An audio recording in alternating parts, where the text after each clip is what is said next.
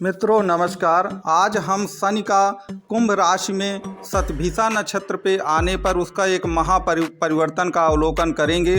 आप जानते हैं कि शनि अभी उदय हुए हैं 6 मार्च से, वह सूर्य के द्वारा अस्त थे और 15 मार्च को यह राहु के नक्षत्र शतभिषा नक्षत्र में प्रवेश करेंगे। और तो इसके कारण अब हम इसमें 3 मुख्य कुंडलियों जो आपकी राशियां हैं उनका विश्लेषण करेंगे, जिसमें तुला, वृश्चिक और धनु आती है। और वास्तव में शनि और राहु का आपस में क्या कॉम्बिनेशन है, शनि हमारे जीवन में इतना ज़्यादा प्रभाव क्यों डालता है, मैं उसकी आपको एक मूल कॉन्सेप्ट बताए दे रहा हूँ। देखिए, शनि की महादशा 19 वर्ष होती है। किसी भी 10 ग्रह की दशा आप देखेंगे 19 वर्ष नहीं होती। इसके सिवा उसकी 7.5 भी 7.5 साल की होती है और वह गोचर में भी एक राशि में 2.5 वर्ष चलता है। आप देखते हैं कि कोई भी ग्रह 2.5 वर्ष नहीं चलता है। शनि तो, चंद्रमा तो 2.5 दिन चलता है। आपका शुक्र और बुध लगभग 1 महीने में ही अपनी एक राशि पार कर लेते हैं। सूर्य तो 100% आपका 1 महीने में ही पूरी राशि को पार कर लेता है। तो कहने का तात्पर्य यह है कि शनि का प्रभाव इतना हमारे जीवन में ज़्यादा है कि कुंडली में सर्वाधिक प्रभाव इसी का पड़ता है। अब शनि और राहु का क्या आपस में संबंध है और शतभिषा नक्षत्र में ही ये क्यों इतना इम्पोर्टेंट है, उसका भी कारण मैं आपको बता देता हूँ।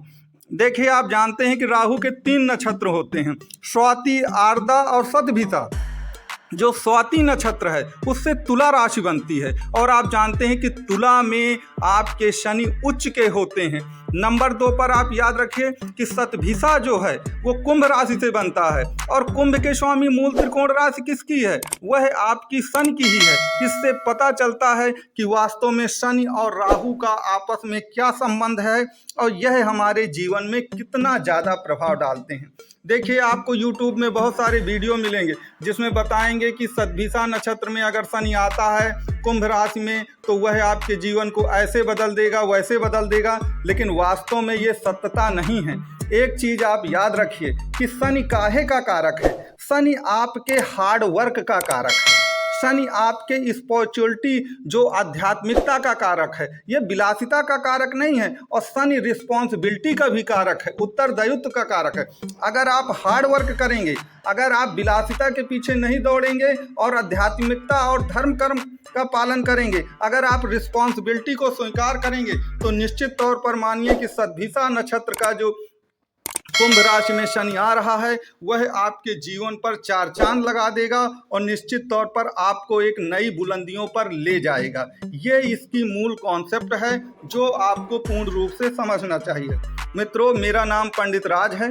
आपका मेरे इस चैनल में, लकी एस्ट्रो चैनल में स्वागत है। मेरा आपसे निवेदन है कि आप वीडियो को लाइक एवं सब्सक्राइब जरूर करें, क्योंकि आप वीडियो देखते तो पूरा हैं, ये मुझको पता चलता है, लेकिन वास्तव में आप इसको लाइक या सब्सक्राइब नहीं करते। मैं कहता हूं कि अगर मेरा वीडियो आपको पसंद नहीं आए तो आप कमेंट करके बताइए और उसको डिसलाइक भी करिए, लेकिन कुछ ना कुछ आपको ज़रूर करना चाहिए। चलिए हम अपना वीडियो शुरू करते हैं। मित्रों, अब हम तुला लग्न या तुला राशि के बारे में अपने विश्लेषण को शुरू करते हैं। देखिए, आप मूल कॉन्सेप्ट याद रखिए कि जिस राशि या लग्न के बारे में आप विचार कर रहे हों और उसकी जिस ग्रह या नक्षत्र से तुलना कर रहे हों, उनका आपस में संबंध क्या है, इस चीज़ को आप जरूर याद रखें। आप जानते हैं कि तुला जो है उसका स्वामी कौन होता है, शुक्र होता है, और शुक्र आपका शनि का परम मित्र होता है, और शुक्र जो है वह एक प्रकार से राहु का भी परम मित्र है। तो चूंकि तुला राशि के ये दोनों ग्रह, जिनका एक नक्षत्र स्वामी राहु है और राशि स्वामी आपका कुंभ का शनि है, दोनों ही लग्नेश के या लग्न के या राशि के स्वामी जो आपके शुक्र हैं उनके मित्र हैं। तो निश्चित तौर पर कुंभ राशि में शतभिषा नक्षत्र का गोचर 100% तुला राशि वालों के लिए महाफलदायी है। और निश्चित तौर मैं आगे चार्ट में भी आपको ये बात समझा रहा हूँ। जैसा कि आप ये चार्ट देख रहे हैं, ये तुला लग्न का चार्ट है। अब देखिए, तुला लग्न का स्वामी शुक्र है जो आपको लिखा हुआ दिखता है, और शनि इस समय कहाँ है, पंचम में है। तो कुंभ राशि में है। और याद रखिए तुला लग्न की कुंडली में या तुला राशि की कुंडली में शनि महाराज योग कारक होते हैं, क्योंकि वह केंद्र और त्रिकोण दोनों के स्वामी होते हैं। देखिए पंचम और चतुर्थ और पंचमेश दोनों के स्वामी होते हैं। चतुर्थ घर जहां 10 लिखा है, पंचम घर जहां 11 लिखा है, तो चतुर्थ घर केंद्र है, पंचम घर आपका त्रिकोण है। तो केंद्र और त्रिकोण दोनों के स्वामी आपके शनि ही होते हैं और वो पंचम में बैठे हैं। अब पंचम काहे का घर है?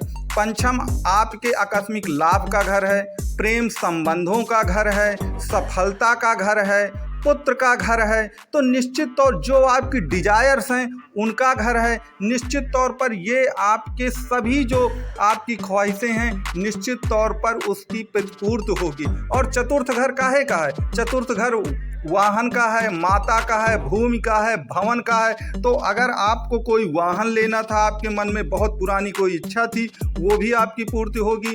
माँ का स्वास्थ्य आपका अच्छा रहेगा। तो कहने का तात्पर्य ये है कुल मिलाकर के कि जो आपकी तुला राशि है या तुला लग्न है, तुला राशि और तुला लग्न वाले लोगों के लिए शनि का ये गोचर कुंभ राशि में और वह भी शतभिषा नक्षत्र में 100% आपको एक बहुत बड़ा लाभ देकर जाएगा।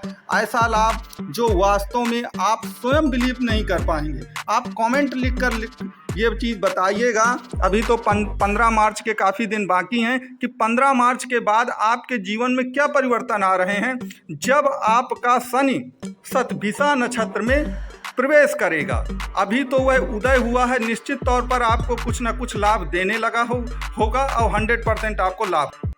मित्रों, अब हम अपनी वृश्चिक राशि पर विचार करेंगे इसी क्रम को आगे बढ़ाते हुए, और आपको वही मूल कॉन्सेप्ट को याद रखना है। तो मूल कॉन्सेप्ट क्या है कि जिस ग्रह के बारे में आप विचार कर रहे हैं, लग्न और राशि से उसका संबंध क्या है। आप जानते हैं कि मंगल की राहु और शनि से बहुत नहीं बनती है। तो निश्चित तौर पर जो आपका कुंभ का गोचर है वो भी शतभिषा नक्षत्र में, वह उतना लाभकारी नहीं होगा जितना कि वह तुला राशि या तुला लग्न वालों के लिए होता है। इस मूल कॉन्सेप्ट को आपको जरूर याद रखना चाहिए। आगे मैं आपको चार्ट में भी ये बात समझा दूंगा कि वास्तव में वो कुछ क्यों सही नहीं है। और कुल मिलाकर के मंगल की कोई भी लग्न हो, चाहे वो मित्र आपकी मेष हो या आपकी वृश्चिक हो, उसमें ये बहुत अच्छा नहीं माना जाता। तो चलिए हम अपने चार्ट की तरफ बढ़ते हुए इस पूरी कॉन्सेप्ट को समझेंगे कि वास्तव में मंगल हमारे लिए अमंगल क्यों कर रहा है और क्यों वास्तव में ये वृश्चिक राशि के लिए उतना अच्छा नहीं है, जैसा कि आप इस चार्ट में देख रहे हैं। और एक चीज इस चार्ट की और आप देख लीजिएगा जो बहुत बड़ी विशेषता है, शनि जब कुंभ में चतुर्थ भाव में बैठे हैं तो मंगल की दोनों राशियां, उनकी तृतीय दृष्टि मेष राशि पर पड़ रही है जो कि मंगल की ही राशि है, और उनकी जो आपकी 10वीं दृष्टि जाएगी वह भी कुल मिलाकर के लग्न पर जाएगी जो कि वृश्चिक राशि है, जो कि आपकी स्वयं मंगल की ही राशि है। तो जो आपके शनि हैं वो मंगल की दोनों राशियों पर दृष्टि भी डाल रहे हैं, जो कि आपका बहुत अच्छा योग नहीं कहा जाएगा। चतुर्थ घर आप जानते हैं कि माता के सुख का है और मन का सुख का है। तो माता का सुख और मन का सुख निश्चित तौर पर ये कम हो सकता है, इसलिए आपको अपनी माँ का ख्याल रखना चाहिए स्वास्थ्य से के संबंध में, और अपने मन को बहुत इमोशनल ना बनाइए ताकि वह बहुत आप निराश ना हो जाएं और मन से हारे नहीं, अन्यथा बाकी इतनी कोई बहुत बड़ी दिक्कत नहीं। मित्रों, इसी क्रम को आगे बढ़ाते हुए अब हम धनु राशि या धनु लग्न पर चर्चा करेंगे। और फिर से आपको मैं वही चीज़ दोहराऊंगा बार बार कि आपको मूल कॉन्सेप्ट को नहीं याद छोड़ना है। मूल कॉन्सेप्ट क्या है कि जिस लग्न और राशि पर हम विचार कर रहे हैं वास्तव में शनि और राहु का उससे क्या संबंध है। तो मैं आपको बता दूं कि निश्चित तौर पर बृहस्पति देव जो कि धनु लग्न या धन राशि के स्वामी हैं, बृहस्पति देव 100% शनि और राहु के मित्रों में आते हैं। भले ही आप कहेंगे कि ये देव गुरु हैं, लेकिन निश्चित तौर पर वो इनके कुंडली में मित्र के भाव से ही देखे जाते हैं।